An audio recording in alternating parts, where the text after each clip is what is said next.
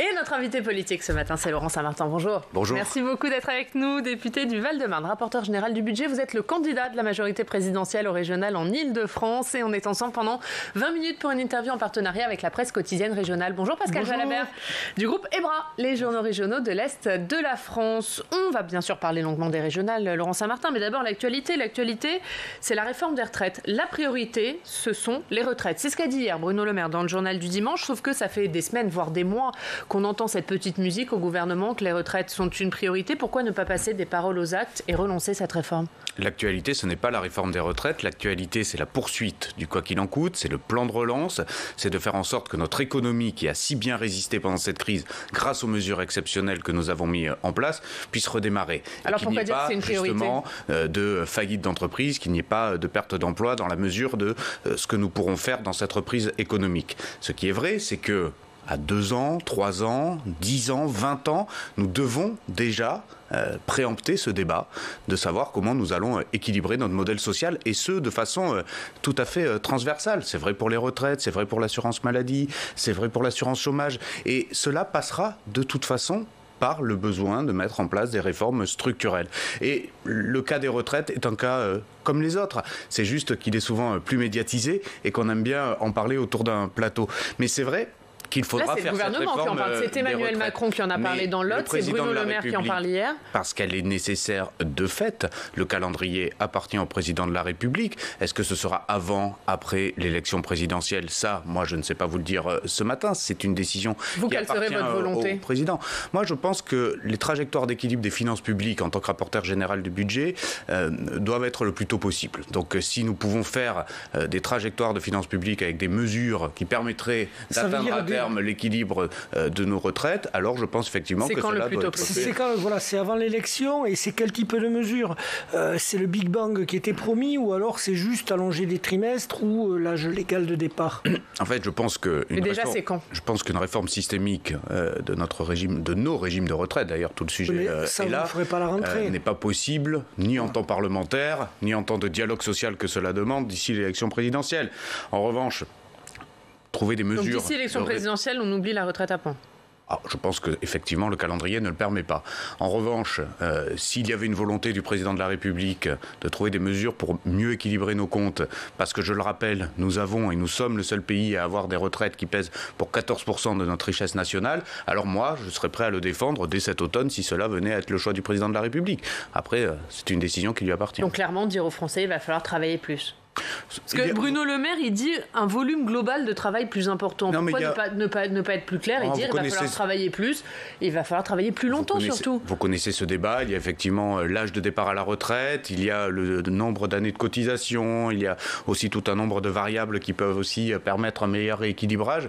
Ce qui est sûr, c'est que dans notre pays, on ne parvient pas à équilibrer notre système de retraite. Il faut dire aux Français qu'après la crise, si nous ne parvenons pas à équilibrer nos finances publiques qu'on appelle structurelles, on ne sera plus en mesure, à terme, à cause de notre niveau d'endettement, de faire face aux crises exceptionnelles comme nous avons pu le faire pendant la crise Covid-19. C'est ça le contrat qu'il faut passer avec le pays. Si vous voulez un État fort qui sache vous protéger en temps de crise, alors il faut un État qui sache aussi équilibrer ses comptes, on va dire, en temps normal. Donc s'attaquer à l'équilibre du système à l'automne Oui, pour moi, je pense que le plus tôt, le mieux. On va parler du budget rectificatif qui est examiné par les députés cette semaine en commission et vendredi en séance. Budget rectificatif de 20 milliards, dont 15 milliards et demi pour aider les secteurs en difficulté, l'hôtellerie, le tourisme, la restauration. Ce sera le dernier train de mesure du quoi qu'il en coûte ?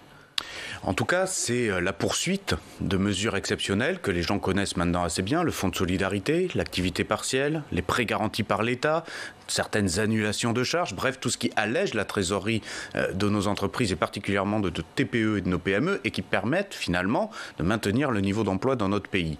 Nous remettons des crédits budgétaires pour s'assurer que la sortie du quoi qu'il en coûte se fasse bien de façon progressive et que dans cette période-là, l'État soit toujours en soutien des entreprises de manière générale, mais spécifiquement des secteurs qui, eux, sont toujours le plus freinés par la situation conjoncturelle. Prolonger ce quoi qu'il en coûte. Il est prolongé précisément. Oui, mais encore derrière, parce que la rentrée s'annonce quand même difficile.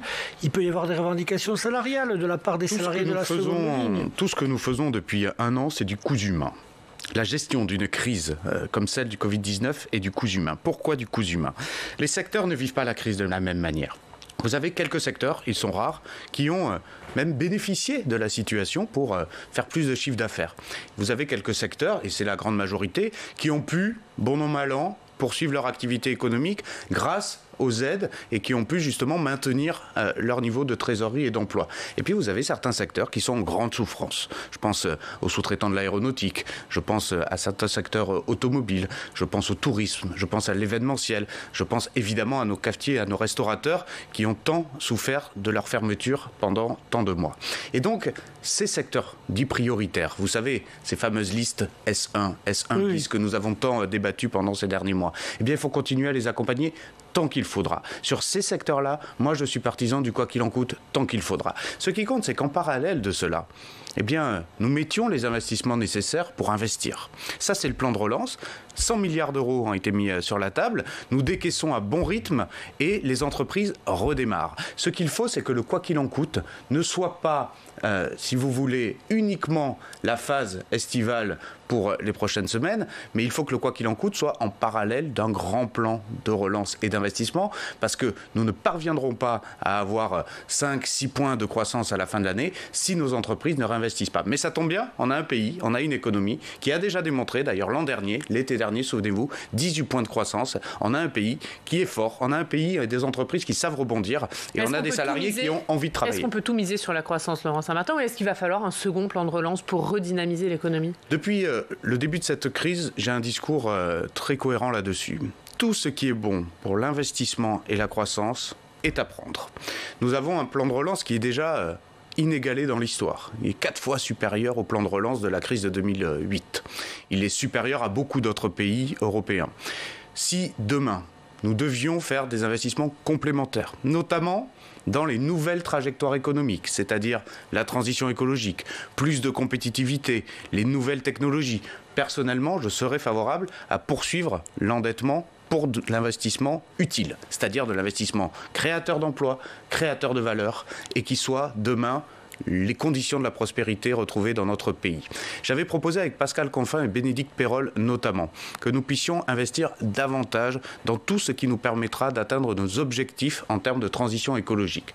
Nous avions proposé sur le long terme, pas sur seulement les 2 prochaines années, de l'investissement complémentaire à hauteur de 70 milliards d'euros pour que nous puissions atteindre nos objectifs. C'est le moment. Nous sommes dans une période d'emprunt à taux très bas. Nous sommes dans une période où il faut investir pour se relever. Et donc, c'est une période, une fenêtre de tir, si vous voulez, qu'il ne faut pas rater. Ça veut dire que pour le moment, on oublie les règles budgétaires. On a un déficit et record, une dette record à quasiment 120% du PIB. Pour le moment, on oublie les règles budgétaires. Pour vous, c'est pas le moment ? Tous les pays enregistrent des déficits records pendant cette crise. La France n'est évidemment pas isolée et même, faut-il le dire, ne s'en sort pas si mal quand on compare à beaucoup d'autres pays là-dessus. Ce qu'il faut, c'est que cet endettement, ce déficit exceptionnel aujourd'hui que nous vivons, puisse être demain stabilisé, puis réduit, notamment grâce à la croissance. La notion d'investissement est importante. Je m'endette aujourd'hui pour produire de la croissance qui elle-même sera non seulement le facteur de remboursement de la dette, mais surtout le facteur d'emploi, le facteur de prospérité dans notre pays. Un dernier mot là-dessus, puisque hier, dans le journal du dimanche, les députés Les Républicains ont présenté un plan pour la relance économique et durable. Il y a notamment une baisse de 30 milliards des impôts de production pour les ramener dans la moyenne européenne, disent-ils, et gravé dans la Constitution une règle d'or de stabilité fiscale fixant un seuil minimal d'impôt des entreprises. Est-ce que vous approuvez ces mesures ? Je remarque surtout que quand nous avons proposé la baisse des impôts de production dans le plan de relance, que nous faisons à hauteur de 20 milliards d'euros, la majorité des députés LR nous reprochaient cette baisse des impôts de production, puisque, souvenez-vous, les collectivités locales n'allaient plus avoir la fiscalité économique directe, et que cela passerait par de la compensation budgétaire de l'État. Donc, je remarque que ce qui n'était pas acceptable il y a quelques mois devient aujourd'hui leur priorité économique. Après tout, on peut tous changer d'avis. Quand c'est pour aller dans le bon sens, moi je le salue. Donc ça va dans le bon sens, ces mesures. La baisse des impôts de production, c'est nous qui l'avons proposé depuis plus d'1 an. Donc je serais mal placé pour vous dire que ça serait une mauvaise idée. Les règles d'or peuvent être des bonnes idées. D'ailleurs, avec Éric Woerth, député LR, nous allons proposer une proposition de loi organique au mois de juillet pour que justement la stabilité dans un premier temps et puis surtout surtout la réduction de nos déficits par une règle d'or et notamment par la maîtrise de nos comptes de fonctionnement, le solde structurel, effectivement, puisse être inscrite de façon organique et pourquoi pas demain de façon constitutionnelle. Un mot juste sur la PMA avant de parler. Oui, la procréation médicale assistée pour toutes donc revient à l'Assemblée nationale. Quel type de débat vous attendez ? Je les espère le plus serein possible parce que... Vous en doutez ? Non, parce que ce qu'il compte dans l'examen des lois de bioéthique, c'est que chacun puisse donner son avis, que tout avis soit respecté. J'insiste sur tout avis soit respecté, et qu'à la fin, la majorité délibère. Ça vous paraît évident, pour vous qui connaissez bien le Parlement, mais je vous assure que sur un certain nombre de lois, cela nécessite de le rappeler. Et donc, il faut d'abord des débats apaisés. Nous avons eu 2 lectures précédentes, plutôt respectueuses de la vie de chacun, je trouve. Souvenez-vous, il y a quelques années, les débats pour le mariage pour tous étaient beaucoup plus douloureux et beaucoup plus difficiles. Là, vous avez des opinions qui sont très défavorables à la PMA pour toutes. Moi, je fais partie de ceux qui pensent, avec ma majorité, que c'est une avancée sociétale considérable pour toutes les femmes qui vont pouvoir en bénéficier demain. Et je suis extrêmement fier que dès cet été, après la promulgation de la loi, nous pourrons enfin, en France, permettre à toutes les femmes d'avoir accès à la PMA légalement. Eh bien moi, ça, vous savez, quand on dit que parfois la majorité présidentielle n'a pas fait de réforme, que la majorité présidentielle n'a pas fait avancer le pays, mais personne n'avait fait ça. Personne n'avait lutté pour l'égalité des droits de cette façon-là, pour l'égalité des droits de toutes les femmes. Eh bien moi, je suis extrêmement fier et je souhaite que dès cet après-midi, dans l'hémicycle, les débats puissent se retrouver de façon apaisée et que nous puissions voter cette disposition. On va parler des régionales, Laurent Saint-Martin, puisque vous êtes le candidat de la majorité présidentielle aux régionales en Ile-de-France. Alors d'abord un mot sur les sondages. Ce sont des sondages, on est d'accord, mais dans les sondages, vous faites 2 fois moins que Valérie Pécresse, qui est donnée largement en tête pour le moment. Est-ce que du coup, vous jouez le match pour la 2e place ? Alors moi, quand je rentre sur un terrain, c'est pour gagner. Vous m'excuserez peut-être d'être assez simple là-dessus, mais je suis rugbyman. Quand je rentre sur un terrain, c'est pour gagner, pas pour autre chose. Donc les sondages, tout le monde les regarde. Moi, j'ai un programme, 154 propositions, qui sont toutes très concrètes, toutes chiffrées. Le rapporteur général du budget ne se permettrait pas de faire un programme non chiffré.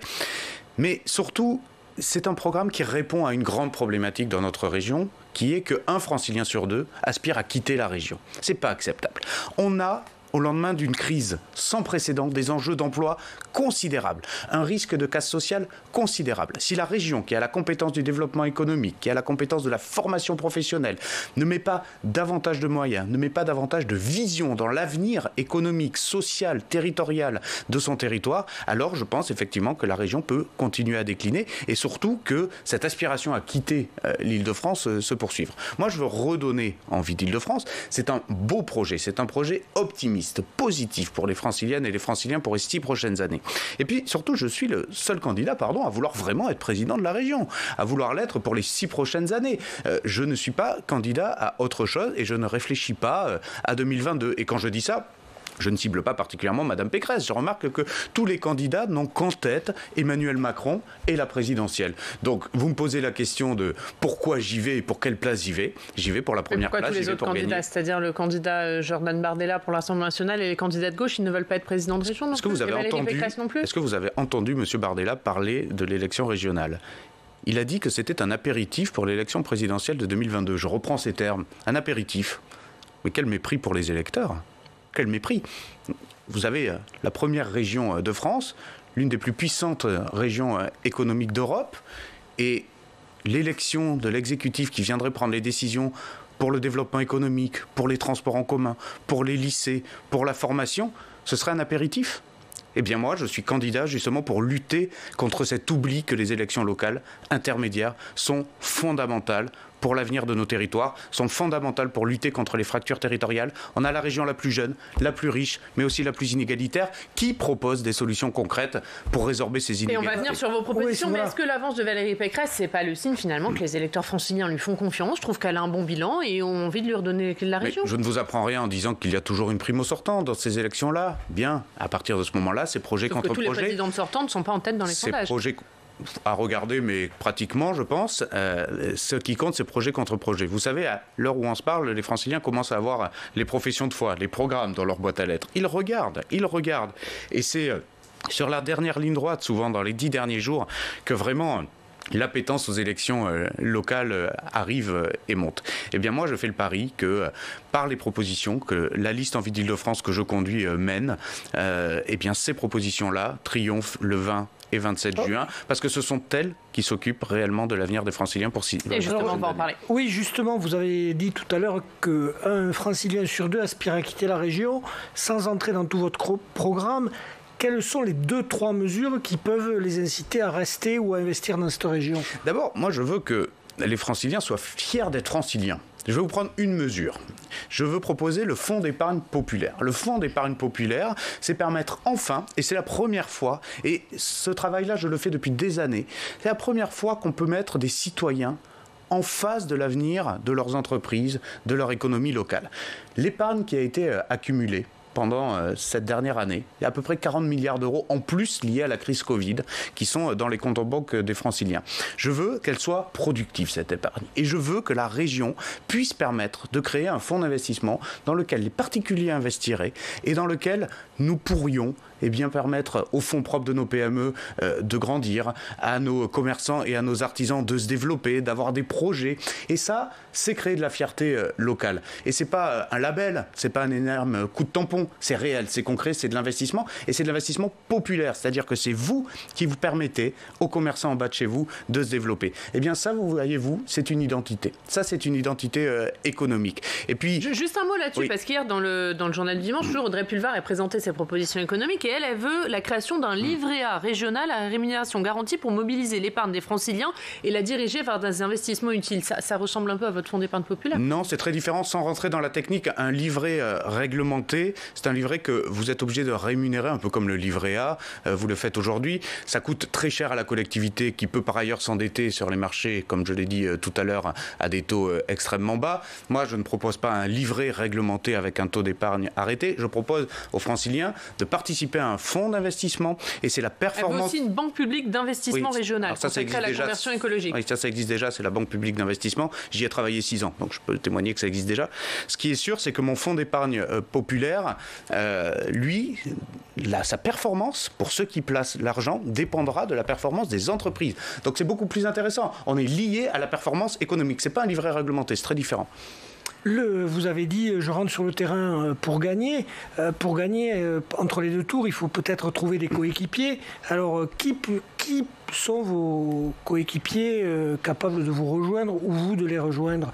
Avec les écologistes, avec les socialistes, vous vous sentez compatible? J'ai 224 coéquipiers.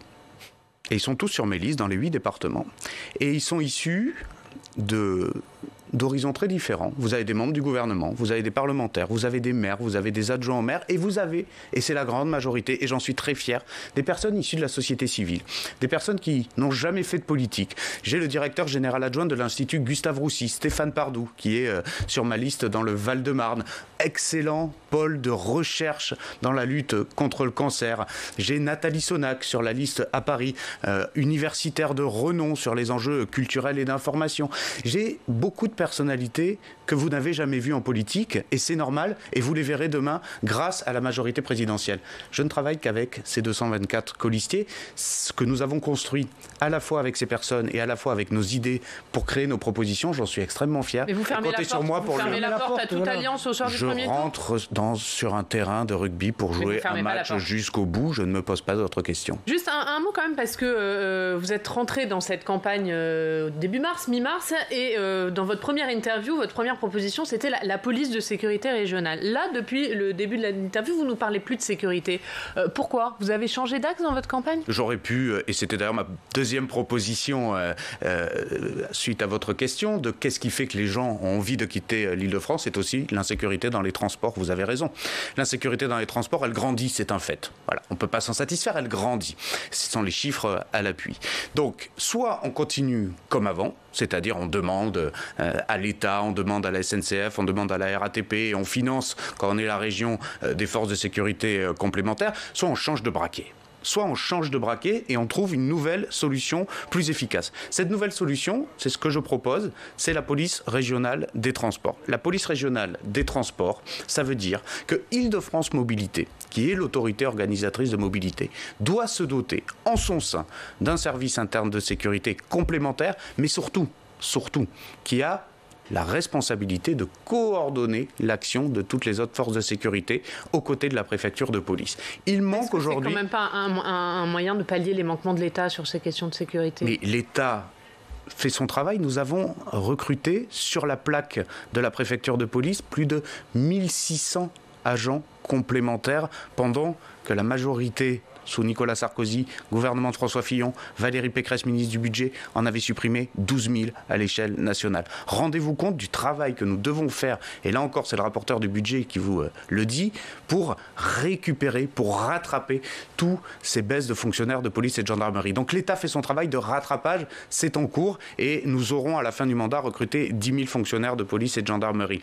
La SNCF et la RATP font aussi leur travail. Moi je veux que la région a la compétence des transports en commun, donc doit assurer la sécurité et la tranquillité de ses usagers. C'est aussi simple que cela. Donc un service interne de sécurité à IDFM et la responsabilité de mieux coordonner l'ensemble du travail qui est fait. Et vous savez, là-dessus, il ne faut pas faire de mauvaises polémiques. Je crois volontiers dans la sincérité de Mme Pécresse quand elle veut faire mieux sur la sécurité dans les transports. Mais le résultat n'est pas là.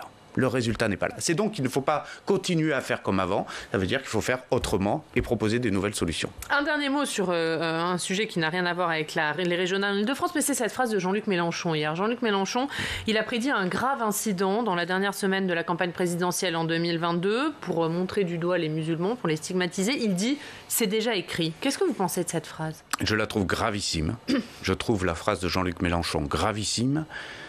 La France insoumise et Jean-Luc Mélenchon avaient déjà franchi un certain nombre de lignes jaunes républicaines depuis ces derniers mois.